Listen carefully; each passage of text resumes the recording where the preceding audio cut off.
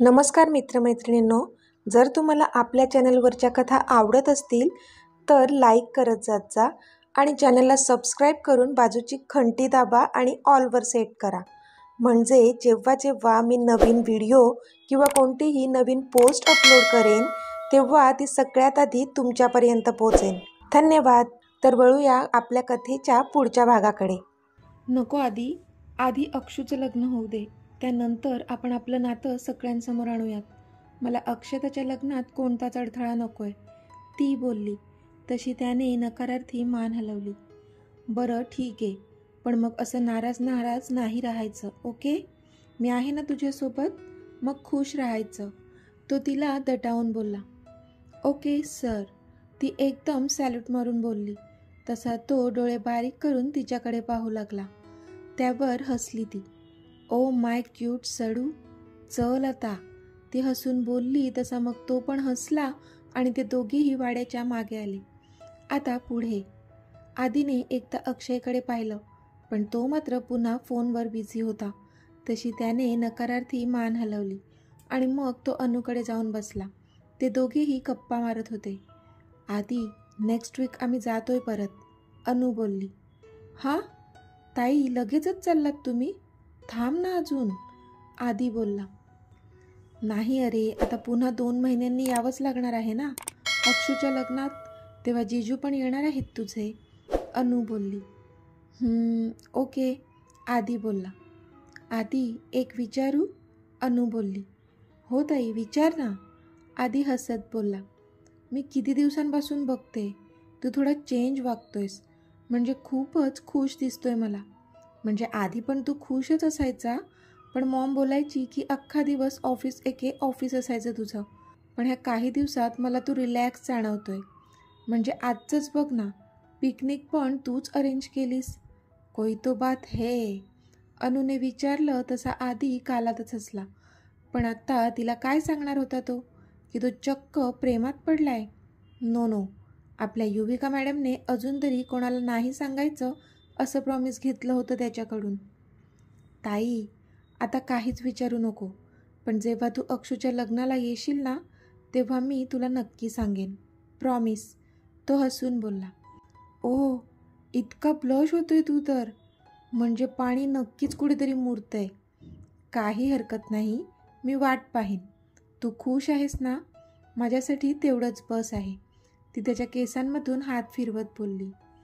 Yes ताई, मी खूप खूप खुश आहे, तो बोलला. त्यावर मग ती पण हसली. I am so much happy for you आधी, अनु बोलली. थँक्यू ताई, मला समजून घेतल्याबद्दल, तो बोलला. अरे बापरे, आमचा आधी तर खूपच समजूतदारपणाच्या गोष्टी करू लागलाय. वा, प्यार का जादू हे वाटतं, ती हसून बोलली. काय ताई, तू पण ना, आधी हसून बोलला. तशी ती जोरातच हसू लागली. आता सगळ्यांना जेवण वाढण्यात आलं. खूप छान छान पदार्थ आज बनवले होते. त्यातल्या त्यात युविकाच्या हातच्या नवीन डिशची जरा जास्तच तारीफ केली सगळ्यांनी. तसं युविकाने हळूच आधीकडे पाहिलं तर तिला तो चुपचाप त्याचं जेवण करताना दिसला. तसं तिला थोडं वाईटच वाटलं, कारण ती एक्सपेक्ट करत होती की त्याने पण आपली तारीफ करावी. मग मात्र नाराज होऊन ती स्वतःचं जेवू लागली. आता सगळ्यांची जेवणं आटोपली होती आणि सगळे मधल्या व्हरांड्यात आराम करत होते. संध्याकाळी ते सर्व बीचवर जाणार होते, त्यामुळे खूप जास्त एक्सायटेड होते. सगळ्यांनी थोडा वेळ आराम करून घ्या, बरोबर 5 वाजता आपल्याला बीचवर जायचं आहे, ओके, आकांक्षा बोलल्या. तशा सगळ्यांनी माना डोलवल्या आणि आपापल्या रूममध्ये निघून गेले. अनय आणि अक्षूला मात्र एकमेकांसोबत वेळ घालवायचा होता, म्हणून ते बाहेर अंगणात गेले आणि तिथेच बोलत बसले. युविका पण तिच्या रूममध्ये निघून गेली. ती तिथेच मोबाईलवर टाइमपास करत बसली होती. तोच दरवाजावर टकटक झाली. अक्षू आली असेल, तिने मनातच विचार केला आणि दार उघडलं. पण समोर आधीला पाहून तिने मोठा आ केला. आधी तू, ती आश्चर्याने बोलली. पण त्याने मात्र तिला आत घेऊन दरवाजा लावून घेतला. युविका मात्र खूपच घाबरली होती. एकतर ते इथे गावी होते आणि ही अक्षू आणि तिची कॉमन रूम होती. अक्षू कधीही रूममध्ये येऊ शकत होती आणि इथे जर त्या दोघांना तिने किंवा अजून कोणी एकत्र पाहिलं असतं तर खूपच प्रॉब्लेम झाला असता. आधी तू इथे काय करतोयस? बाहेर जा आधी, कोणी आलं तर. ती बडबडतच होती की त्याने तिला भिंतीवर पुश केलं आणि तिच्या तोंडावर त्याचा हात ठेवला. श्श, एकदम चूप, कोणी नाही येत, डोंट वरी. तो बोलला तशी ती डोळे मोठे करून त्याच्याकडे पाहू लागली. त्याच्याकडे बघत ती त्याचा हात तोंडावरून काढायला सांगत होती. Oops, I am sorry. तो बोलला तशी पुन्हा ती त्याच्याकडे रागाने पाहू लागली. तू इथे का आलायस? तिने त्याला विचारलं. तुझ्यासाठी, तो हसून बोलला. डोकं फिरलंय का तुझं आधी? कोणी आपल्याला एकत्र पाहिलं तर? ती चिडून बोलली. कोणीच नाही पाहणार, मी जाईन थोड्या वेळाने, तो बोलला. पण तू आलासच का इथे? मला भीती वाटते, ती बोलली. कारण मला तुला काहीतरी सांगायचंय, तो बोलला तशी ती त्याच्याकडे पाहू लागली. काय सांगायचंय? तिने विचारलं. तसा हसला तो. थँक्यू स्वीटी, तो बोलला. पण ती मात्र आश्चर्याने त्याच्याकडे पाहू लागली. Thanks for what? तिने न समजून विचारलं. Thanks for that special dish, तो बोलला. पण ती डिश सर्वांसाठीच बनवली होती, ती नजर बाजूला फिरवत म्हणाली. अच्छा, खरंच? त्याने तिच्या डोळ्यात बघून विचारलं तशी ती हसली. मला माहीत आहे चष्मीस, तू ही डिश खास माझ्यासाठी बनवली होतीस, माझं डाएट लक्षात ठेवून. हो ना? हाऊ स्वीट, तो बोलला तशी तिने लाजून मान खाली घातली. Yuvi, that special dish was awesome. Thank you sweetie, तो तिच्याकडे बघून मिश्किलपणे बोलला. तशी अजूनच लाजली ती. कधीपासून तर ह्यासाठीच नाराज होती ती की तिने त्याच्यासाठी एवढी स्पेशल डिश बनवली, पण त्याने तिचं कौतुक नव्हतं केलं. पण आत्ता मात्र ती खूप खुश होती, कारण तिचं कौतुक करण्यासाठी तो तिच्या रूमपर्यंत येऊन पोचला होता. नाव it's my turn to sweeten your mouth. आता तुझं तोंड गोड करण्याची पाळी माझी आहे, तो गोड हसत बोलला. तसा तिचा इथे श्वास अडकला. नजर त्याच्या नजरेत अडकली. पण आता तिच्यात एवढी सहनशक्ती तर नक्कीच नव्हती की ती त्याच्या त्या खट्ट्याळ नजरेला नजर देऊ शकेल. त्याची ती नजर जीव घेत होती तिचा. म्हणून मग तिने स्वतःचे डोळेच बंद केले, कारण आता तो पुढे काय करणार होता माहीत होतं तिला.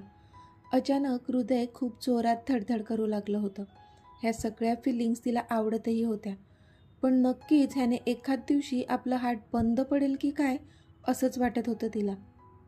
ती तशीच डोळे बंद करून उभी होती, पण अजूनही त्याने तिला किस केला नव्हता. म्हणून मग तिने हळूच डोळे उघडून त्याच्याकडे पाहिलं, तर तो मिश्किल हसत तिच्याकडेच पाहत होता. आणि आता हसून तो तिच्या बाजूने झुकू लागला तसं पुन्हा तिला धडधडायला लागलं. आधी नको, ती बोलली. पण तो हळूहळू झुकत त्याने तिच्या गालावर किस केला. तशी ती स्तब्ध झाली.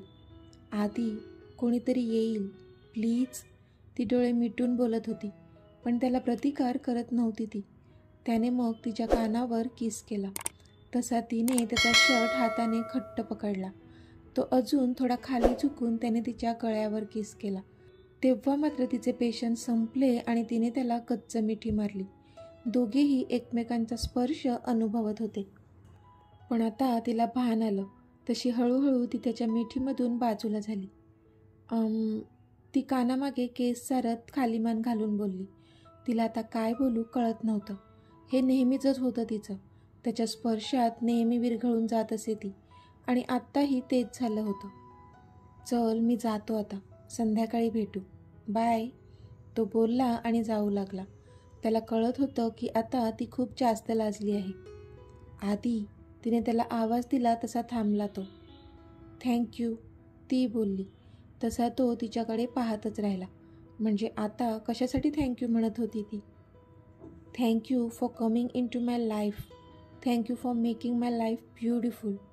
ह्या आधी मी स्वतः इतकं खुश कधीच फील नव्हतं केलं. हे फक्त तुझ्यामुळे होतं आहे आधी, तिने त्याच्या डोळ्यात बघून सांगितलं. तसा तो थोडा पुढे झाला आणि त्याने तिच्या कपाळावर किस केला.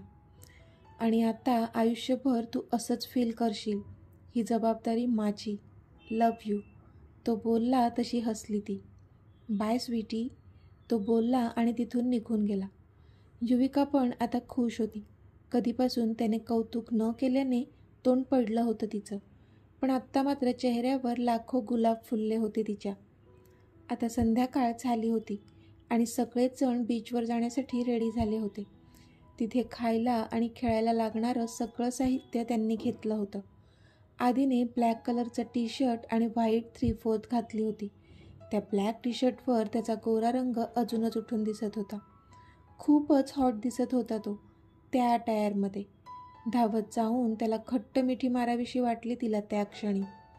ती एकटक त्याच्याकडेच पाहत होती. तिची नजर त्याच्यावरच खिळली होती. पण तोच आकांक्षाचा आवाज तिच्या कानावर पडला. युविका, जा, अक्षय वाट पाहतोय तुझी, आकांक्षा हसून बोलल्या. तशी युविका चपापली आणि तिने आधीवरून नजर हटवून ती अक्षय होता त्या दिशेला पाहू लागली. तर अक्षय पण तिच्याकडेच पाहत होता. तिला कळलंच नाही की आता ह्याने अजून नवीन कोणता डाव खेळलाय. पण तिच्या आत्तूने सांगितलं होतं म्हणून मग मनात नसतानाही ती त्याच्या जवळ गेली. चल, तो बोलला तशी ती प्रश्नार्थक त्याच्याकडे पाहू लागली. पण तो मात्र हसून तिच्याकडेच पाहत होता. तिला कळलं की हे सगळं आत्तूला दाखवण्यासाठी चाललंय. पण आता त्याच्यावर कितीही राग आला असला तरी ती तो सर्वांसमोर दाखवू शकत नव्हती. तिने केविलवाण्या चेहऱ्याने एकदा आधीकडे पाहिलं तर त्याने तिला डोळ्यांनीच शांत राहण्यास सांगितलं. मग ती पण शांत राहिली आणि अक्षयसोबत निघून गेली. आता सगळेजण बीचवर पोहोचले होते. खवळणारा समुद्र, त्याचा खळखळाट, थंड थंड हवा, संध्याकाळचा तो नयनरम्य नजारा मनाला साथ घालत होता. ह्या सुंदर वातावरणात तिला तिच्या आधीसोबत हातात हात घालून समुद्रकिनाऱ्यावरून फिरावंसं वाटत होतं. पण ती होती कोणासोबत? तर त्या अक्षयसोबत, जो उगाच तिला सोबत घेऊन आला होता. पण इच्छा असूनही ती त्याला काही बोलू शकत नव्हती. तिच्या मनात आधीचेच विचार रुंजी घालत होते आणि तोच अक्षयने तिला आवाज दिला. हां, ती बोलली. युविका, कसं चाललंय तुझं ऑफिस? त्याने विचारलं. छान चाललंय, तिने उत्तर दिलं. युवी, तुला काहीतरी सांगायचंय, तो बोलला. आता ह्याला काय सांगायचंय? ती मनातच विचार करू लागली. हां, सांग ना, तिने विचारलं. हे बघ युवी, मला चुकीचं नको समजू, पण मी जे पण सांगणार आहे ते आपल्या भल्यासाठीच आहे, तो बोलला. तू स्पष्ट बोलशील का? तिने विचारलं. बरं, स्पष्टच बोलतो. तू ना त्या आधीपासून दूर राहत जा. तो माझा भाऊ आहे मान्य, पण तो चांगला मुलगा नाही आहे. मला त्याची सगळी हिस्ट्री माहीत आहे, म्हणून सांगतोय, तो बोलला. तशा हिने रागाने हाताच्या मुठी आवळल्या. असं काय केलंय त्यांनी? तिने हाताची घडी घालून विचारलं. त्याने काय नाही केलं ते विचार. खूप पोचलेला मुलगा आहे तो. तू त्याच्यापासून दूर राहा प्लीज, ऑफिसमध्ये सुद्धा, तो बोलला. तशी तिने नकारार्थी मान हलवली. अक्षय, मी आता यश अंकलच्या अंडर काम करते, आदित्य सरांच्या नाही. तुला हे माहीत तरी आहे का? तिने कुत्सित हसत विचारलं. तसा तो शांत झाला, कारण त्याला खरंच माहीत नव्हतं की ती आता आदित्यच्या अंडर काम नव्हती करत. कारण असा किती वेळ तिच्यासोबत त्याने घालवला होता जे की त्याला माहीत असेल. ओके, दॅट्स बेटर, तो बोलला. तशी तिने पुन्हा नकारार्थी मान हलवली. सगळेजण आता व्हॉलीबॉल खेळत होते. 2 टीम आखल्या होत्या, एक आधीची तर एक अक्षयची. वाड्यातली काही मुलं पण त्यांच्यासोबत आली होती. त्यांना काही हवं नको ते बघायला. ते पण त्यांना जॉईन झाले होते आणि अशा प्रकारे व्हॉलीबॉलची मॅच सुरू झाली होती. युवी नाराजीनेच का होईना अक्षयच्या टीममध्ये होती. आधी भले बास्केटबॉलचा चॅम्पियन होता, पण व्हॉलीबॉल खेळताना पण त्याची चमक दिसत होती. थोड्या वेळाने युविका थकली आणि दूर जाऊन बसली. तिच्या मनात सतत अक्षय आधीबद्दल जे पण बोलत होता ते घुमत होतं, म्हणून तिचं आता कशातच मन लागत नव्हतं. तिला अक्षयचा खूप जास्त राग येत होता. शेवटी मन डायव्हर्ट करण्यासाठी तिने फोन घेतला आणि परीचा नंबर डायल केला. ती तिथून उठली आणि फोनवर बोलत बोलत पुढे चालत गेली. ती समुद्र किनाऱ्यावरून पुढे पुढे चालत होती, पण गप्पाच्या ओघात तिला कळलंच नाही आपण किती पुढे जात आहोत. किनाऱ्यापासून भटकून ती आज समुद्रात गेली तरी तिला कळलंच नाही. इथे सगळेजण व्हॉलीबॉल खेळण्यात मग्न झाले होते, त्यामुळे तिच्याकडे कोणाचंच लक्ष नव्हतं. आधीने पण एकदा तिच्याकडे पाहिलं होतं. तेव्हा ती फोनवर बोलत असल्याची दिसली. मग त्याने खेळावर कॉन्सन्ट्रेट केलं. पण अचानक लांबून खूप जोरातच लोकांच्या ओरडण्याचा आवाज आला. वाचवा वाचवा. तसे सगळेजण त्या दिशेला पाहू लागले. तेव्हा त्यांच्या लक्षात आलं की कोणीतरी पाण्यात गटांगळ्या खाते. त्यांना लांबून दिसत होतं की कोणीतरी बुडतंय. तशी सगळ्यांनी तिकडे धाव घेतली. पण सगळ्यांच्या पुढे फास्ट जो धावत होता तो आदित्य होता. कोणाला कळलंच नाही की आदित्य इतक्या जोरात का धावत आहे, कारण तो जीवाच्या आकांताने धावत होता. हे सगळेजण पाहत होते, पण त्यांना कोणालाच ह्याची अजिबात कल्पना नव्हती की त्याला पॉवर मिळाली असती तर तो उडत गेला असता तिथे. इतका त्याचा जीव वर खाली होत होता. कारण जेव्हा त्याने सगळीकडे नजर फिरवून युविकाला शोधलं तेव्हा त्याला ती दूर दूरपर्यंत कुठेच दिसली नाही आणि त्याला माहीत होतं की तीच समुद्राच्या दिशेने फोनवर बोलत चालत होती आणि ती बुडणारी व्यक्ती ती नसावी इतकीच प्रार्थना तो आता देवाला करत होता. तर मित्रमैत्रिणींनो, आजचा भाग तुम्हाला कसा वाटला ते मला कमेंटमध्ये सांगा आणि जर आवडला असेल तर व्हिडिओला लाईक करा, शेअर करा आणि चॅनलला सबस्क्राईब करून बाजूची घंटी नक्की दाबा. चला तर भेटूया आपल्या पुढच्या भागात. तोपर्यंत धन्यवाद.